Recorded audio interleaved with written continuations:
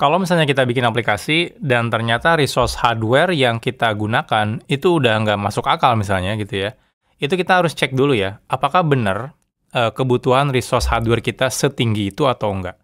Nah, di sini juga ada masalah yang sama nih. Jadi di sini ada penanya yang katanya dia menggunakan 32 core dan RAM-nya itu 120 GB. Dan ternyata CPU-nya masih tinggi juga, artinya kemungkinan masih kurang gitu ya. Pertanyaannya, apakah benar ya masalahnya ada di aplikasi atau di teknologi yang digunakan atau di mana? Nah, kita lihat pertanyaannya. Oke, di sini pertanyaannya dari Aditya ya. Mengapa load CPU tinggi ketika mengambil data secara real time? Jadi ini kasusnya itu mengambil datanya secara real time ya.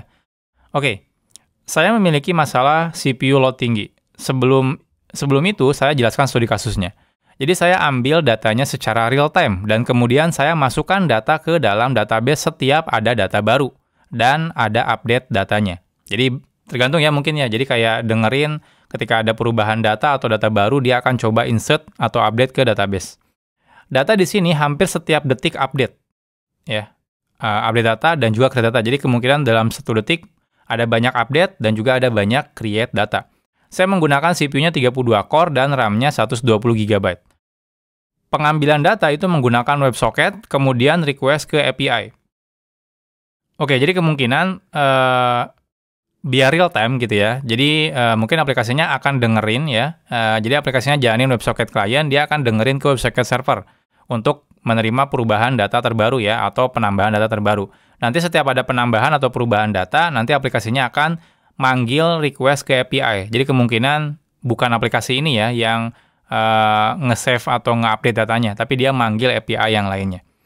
Nah, bagaimana cara mengatasi CPU load selalu tinggi dan ketika saya get API dari aplikasi tersebut terkadang down dan ada keterangan 503 server sedang sibuk.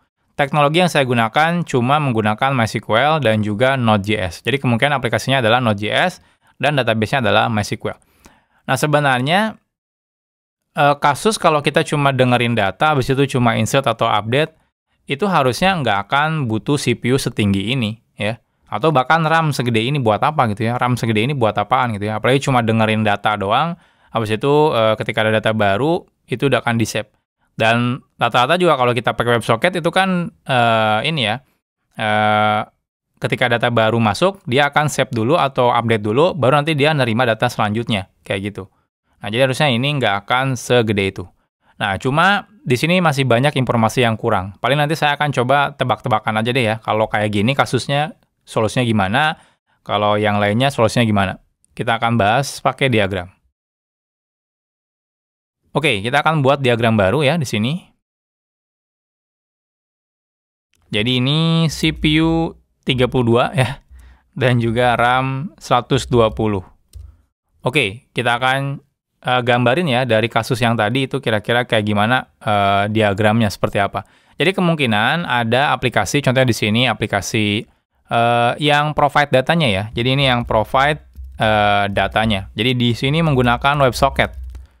Oke, nah selanjutnya berarti ada aplikasi yang dibikin ya. Nah, aplikasi yang dibikin ini, jadi ini yang buat listan datanya ya. Dia pakai WebSocket client misalnya.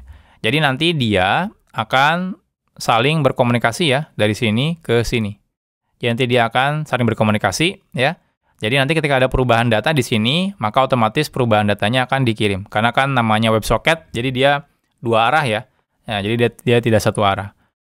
Oke, nah selanjutnya berarti tadi yang dibilang kalau ada perubahan data baru, jadi kalau di sini ada data baru dikirim gitu ya. Jadi kalau misalnya ada data baru dikirim ya, nanti mungkin dicek di sini ya. Kalau datanya baru, dia akan manggil API. Nah, kemungkinan anggap aja ada dua aplikasi di sini.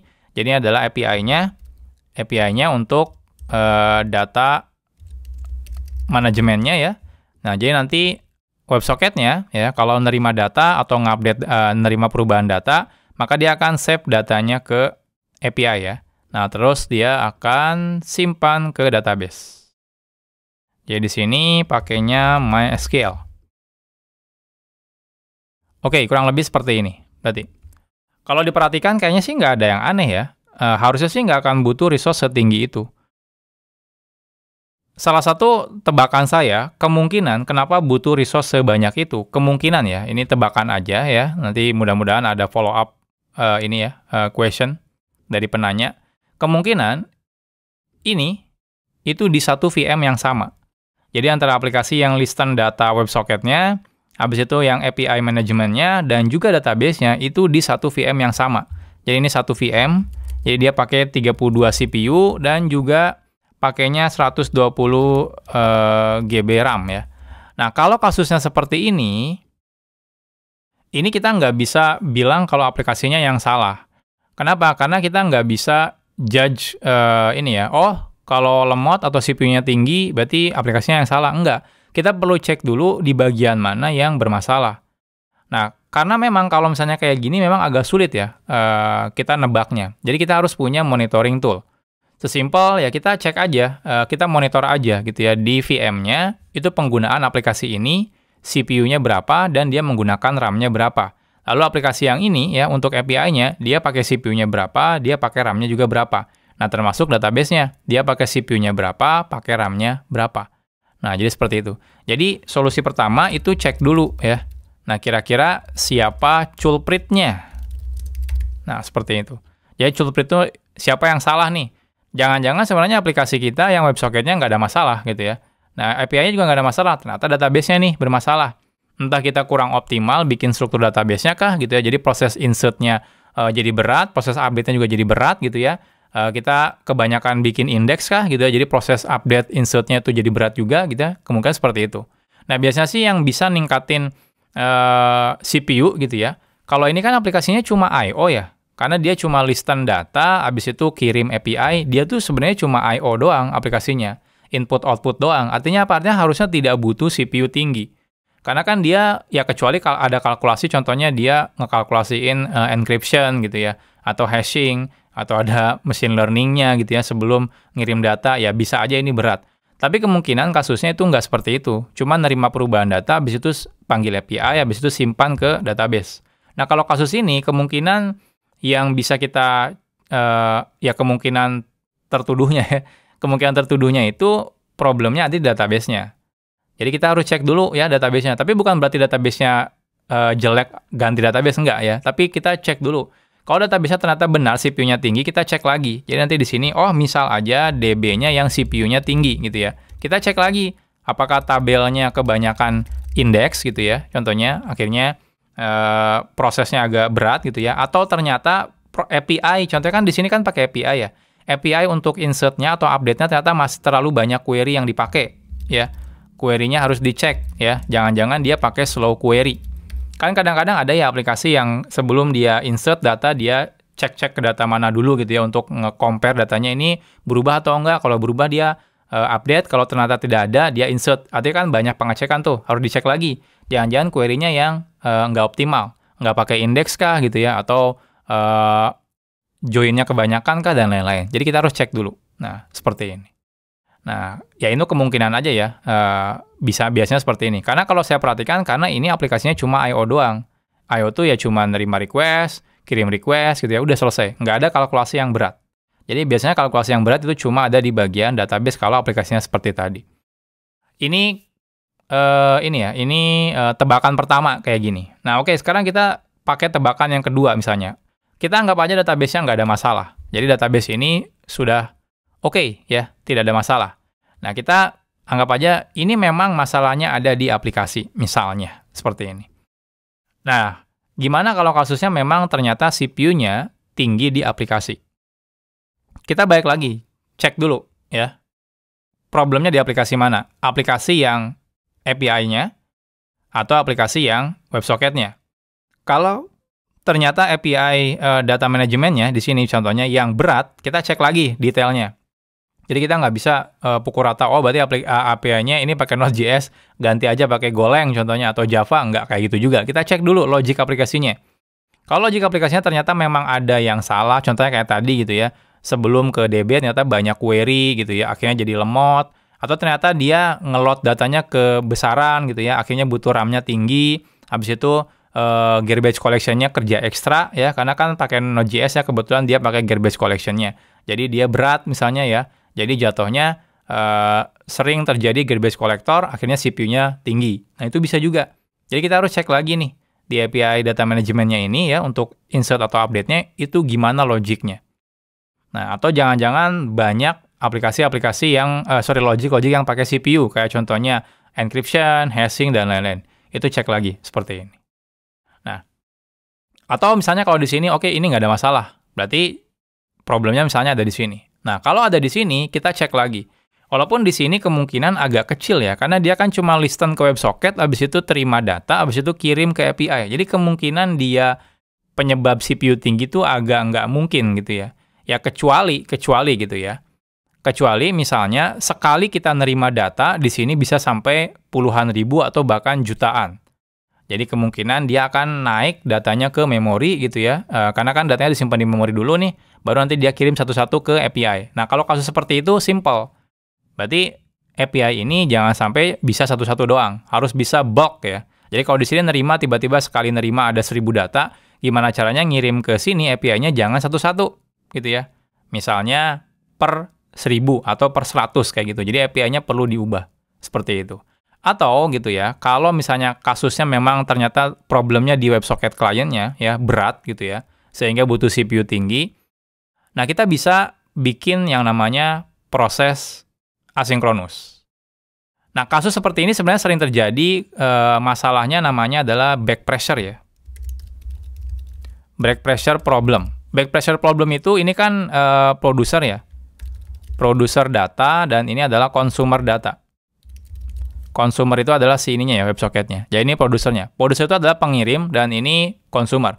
Back pressure itu adalah kejadian di mana si produsernya itu mengirim lebih banyak data dari yang bisa diproses oleh si konsumernya. Misal aja konsumernya cuma bisa proses misal ya 100 per second gitu ya. 100 per second nih. Lalu di sini produsernya dia sekali ngirim itu bisa 500 per second. Misal aja 500 data per second. Artinya apa? Artinya ketika dia kirim ke sini 100-nya itu diproses, 400-nya itu harus ngantri. Kemungkinan ngantrinya kalau WebSocket itu ya di memori. Kalau di memori, jatuhnya memorinya akan terus-terusan bengkak, dan kemungkinan kalau terus-terusan bengkak, pada satu titik ketika sudah tinggi, contohnya penggunaan memorinya, contohnya dia bengkak di 100 GB, maka kan garbage collector dari si Node.js, contohnya atau pakai Golang, atau pakai Java, dia akan coba tekan gitu ya, memorinya agar turun. Nah, problemnya ketika nekan itu, karena ternyata datanya masih live ya, karena masih dibutuhkan, karena belum diproses, maka akan sangat berat. Karena dia harus nyari data ekstra ya, kira-kira data mana yang bisa dihilangkan. Nah, ketika kasus seperti ini bisa aja akhirnya nge-crash gitu ya. Makanya tadi yang terjadi katanya bilang aplikasi lagi sibuk gitu ya. Bisa aja kasusnya seperti ini. Nah, kalau kasusnya problemnya adalah back pressure problem kayak gini, nah, ini solusinya adalah teman-teman harus ningkatin performa dari si konsumernya.